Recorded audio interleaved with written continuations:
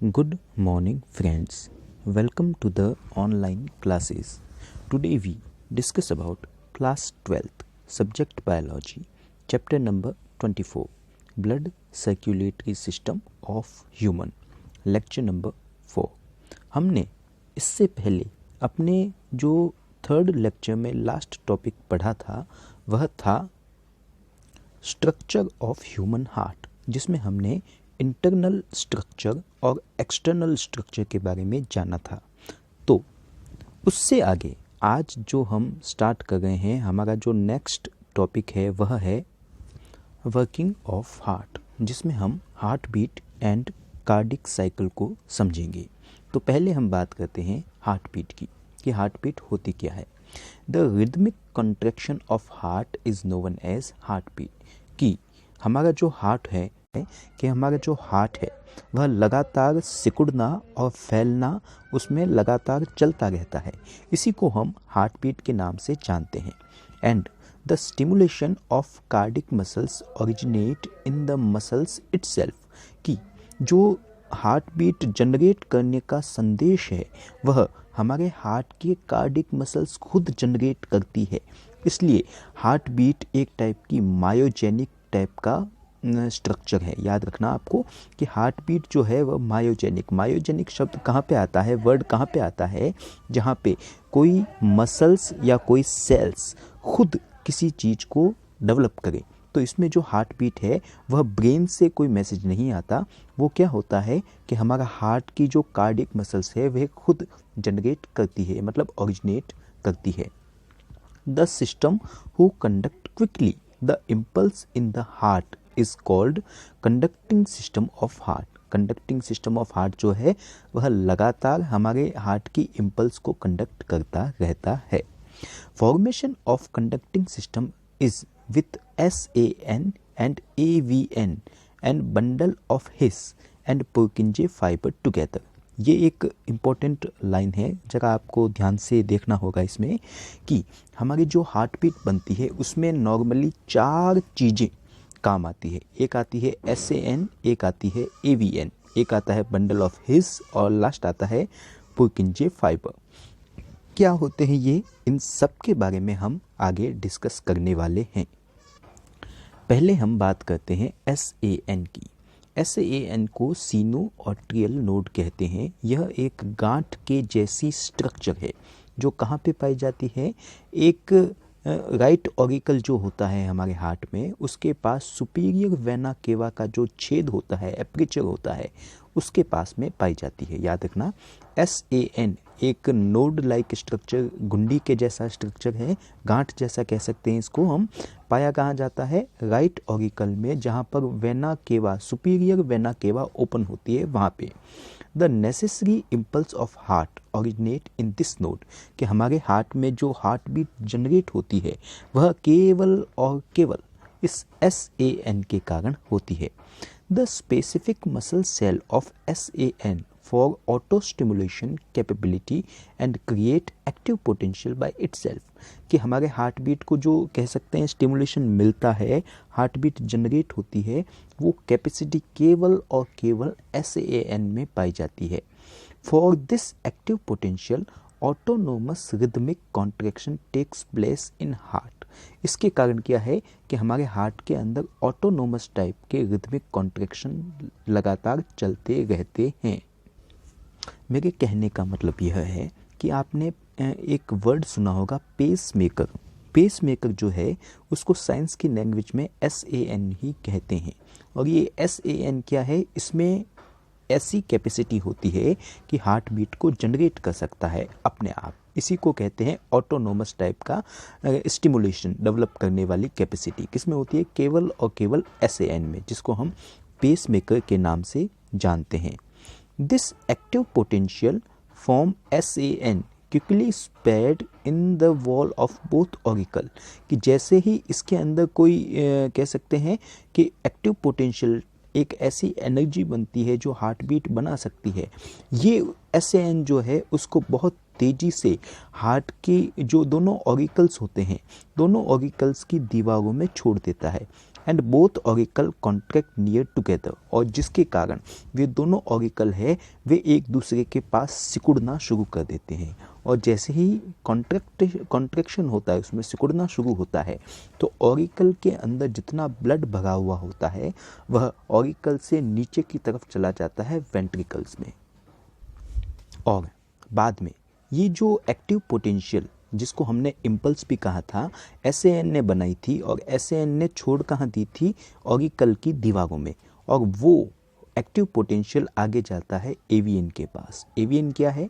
AVN भी एक गांठ के जैसी स्ट्रक्चर है, कह सकते हैं नोड लाइक स्ट्रक्चर, जो कहाँ पे सिचुएटेड होता है, the inner auricular septum in right auricle, कि राइट और लेफ्ट ऑरिकल जो है दोनों के बीच की जो सेप्टम होता है, दीवार होती है, वहाँ पर भी एक गांठ पाई जाती है जिसको एवीएन कहते हैं, एट्रियो वेंट्रिकुलर नोड। नोड का मतलब होता है गांठ के जैसी संरचना। याद रखना, आपके हार्ट में दो टाइप के नोड होते हैं। एक तो था एसएएन जो राइट ऑरिकल में जहाँ vena cava, superior vena cava open होती थी वहाँ था, और सेकंड था एवीएन जो कहाँ है कि दोनों ऑरिकल के बीच की दीवार पे पाया जाता है। जनरेट कहाँ होती है हार्ट बीट? एसएएन से। एसएएन से कहाँ जाती है? ऑरिकल्स की दीवार में, और ऑरिकल्स की दीवार से वो जो इम्पल्स है एवीएन तक पहुँचते हैं। From AVN impulse is transmitted to the ventricles in their walls through bundle of His and Purkinje fibers। जैसे कि आप देख पा रहे हैं कि यह हार्ट का स्ट्रक्चर था, और इस हार्ट के स्ट्रक्चर में राइट ऑरिकल के पास में आपको एसएएन दिखाई दिया, और राइट और लेफ्ट ऑरिकल के बीच की दीवार पे सेप्टम जो है वहाँ पे आपको एवीएन दिखाई दिया। और एवीएन से जो इम्पल्स था, याद रखना, एसएएन से इम्पल्स पहुंचता था एवीएन में, और एवीएन से इम्पल्स बंडल ऑफ हिस और पुर्किंजे फाइबर में पहुंचता था। बंडल ऑफ हिस जो है वह एक ऐसा स्ट्रक्चर है जो दोनों वेंट्रिकल्स के बीच के सेप्टम में पाया जाता है। याद रखना, बंडल ऑफ हिस कहाँ होगा कि दोनों वेंट्रिकल की बीच वाली दीवार में पाया जाएगा, और जहाँ पे बीच का सेप्टम खत्म हो जाता है वहाँ से जो दूसरे मसल्स होते हैं उसको पुर्किंजे फाइबर्स कहते हैं। ये फाइबर के तौर पे होते हैं। तो ये जो स्ट्रक्चर था वो क्या है, वो जो इम्पल्स था वो एवीएन से पहले बंडल ऑफ हिस में पहुंचता है, बाद में पुर्किंजे फाइबर्स में पहुंचता है, और पुर्किंजे फाइबर्स में पहुंचने के बाद जो वेंट्रिकल्स है उन वेंट्रिकल्स को दबाने का काम करता है, और जैसे ही उसमें कॉन्ट्रैक्शन आता है तो ब्लड जो है वेंट्रिकल से आगे की तरफ निकल जाता है। याद रखना कि एक बलून के जैसी स्ट्रक्चर की हम कल्पना कर सकते हैं कि बलून ऊपर वाले भी दो बलून के जैसे स्ट्रक्चर थे जिसको हमने ऑरिकल कहा था। उन बलून्स को जब दबाते हैं तो दबाने के बाद उसके अंदर से हवा निकल जाती है। उसी तरीके से ऑरिकल्स को भी जब उसमें खिंचाव हुआ तो उसके अंदर का ब्लड चला गया वेंट्रिकल्स में, और वेंट्रिकल्स में भी जब खिंचाव हुआ, दबाव के कारण क्या हुआ कि उसका ब्लड जो है नीचे की तरफ जो आर्टरीज थी उन आर्टरीज के अंदर निकल गया।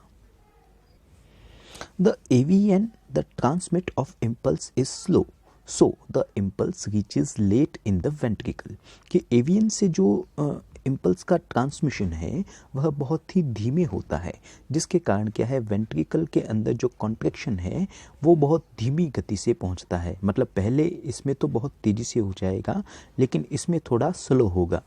SAN act as the pacemaker of the heart and its impulse production rate is 72 to 80 per minute। कि हमारा जो SAN है वह पेसमेकर की तरह काम करता है, और पेसमेकर की तरह काम करने के कारण यह हमारे हार्ट बीट के लिए इम्पल्स जनरेट करता है जो होती है 1 मिनट में 72 to 80। नेक्स्ट जो हमारा टॉपिक है वह है कार्डिक साइकिल। कार्डिक साइकिल है क्या, सुनना कि हमारे दिल की जो धड़कन होती है उसी को हम कार्डिक साइकिल कहते हैं, जिसको 0.8 सेकंड का टाइम लगता है। और उसके अंदर हमारे हार्ट में हमको पता है कि एट्रियल और वेंट्रिकुलर दोनों पाए जाते हैं। ऊपर वाले दोनों चैम्बर को एट्रियम कहते हैं, नीचे वाले को वेंट्रिकुलर कहते हैं। और एट्रियम और वेंट्रिकुलर दोनों के अंदर डायस्टोल और सिस्टोल कंडीशन होती है। डायस्टोल का मतलब होता है कि जब उसमें ब्लड भर जाता है तो वह फूल जाते हैं, और सिस्टोल का मतलब होता है कि जब उसमें से ब्लड निकल जाता है तो वह कॉन्ट्रैक्ट यानी कि सिकुड़ने की स्टेज में आ जाते हैं। तो डायस्टोल और सिस्टोल आर्ट्रियल में भी होता है, डायस्टोल एंड सिस्टोल वेंट्रिकल में भी होता है, और इसमें टाइम लगता है 0.8 सेकेंड का, और ये दोनों एक साथ चलते हैं, इसलिए 0.7 plus 0.1 0.8 second and 0.5 plus 0.3 0.8 second. तो आपकी जो दिल की एक धड़कन है वह 0.8 सेकेंड में कंप्लीट होती है, जिसको कार्डिक साइकिल कहते हैं। शुरू कहाँ से होती है? शुरू वहाँ से होती है जब सबसे पहले एट्रियम के अंदर ब्लड भरने लगता है और वह फूलने लगते हैं।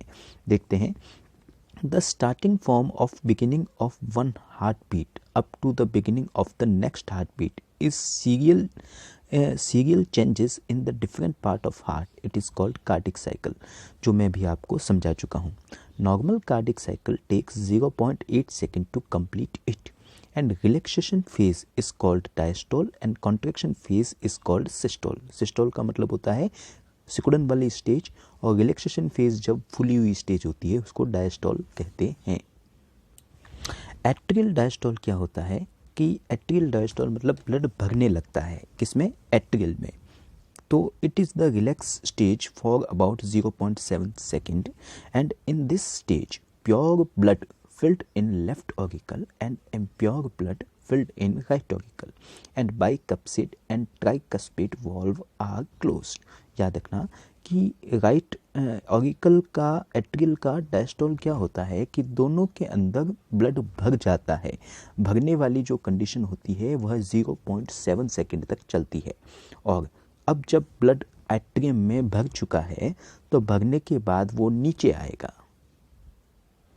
वेंट्रिकल में, और वेंट्रिकल में जब आएगा तो एट्रियल जो है सिस्टोल कंडीशन में आ जाएंगे, सिकुड़न कंडीशन में आ जाएंगे।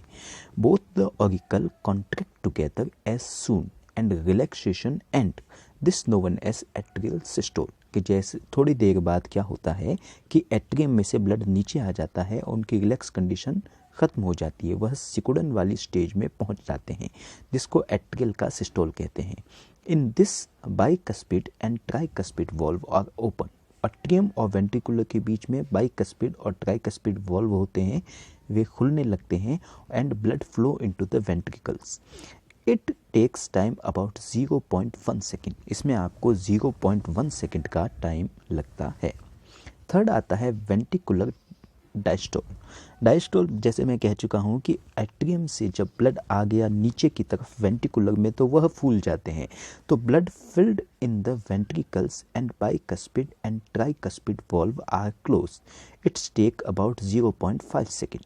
एंड लास्ट में जो आता है वेंट्रिकुलर सिस्टोल, कि जैसे ही ब्लड वेंट्रिकुलर में भरने लगता है तो बाद में भरने के बाद में वह सिस्टोल कंडीशन में आ जाते हैं और ब्लड नीचे आर्टरीज में चला जाता है।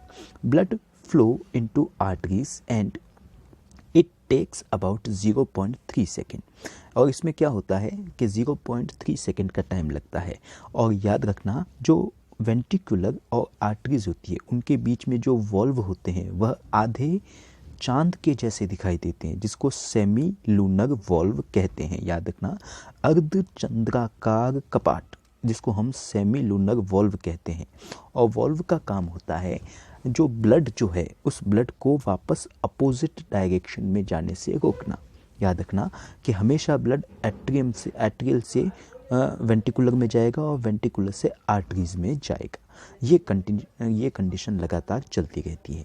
तो इसके साथ ही आज की क्लास को हम यहाँ क्लोज करेंगे। नेक्स्ट क्लास में हम अपना अगला टॉपिक पढ़ेंगे, double blood circulation system. Okay, thank you.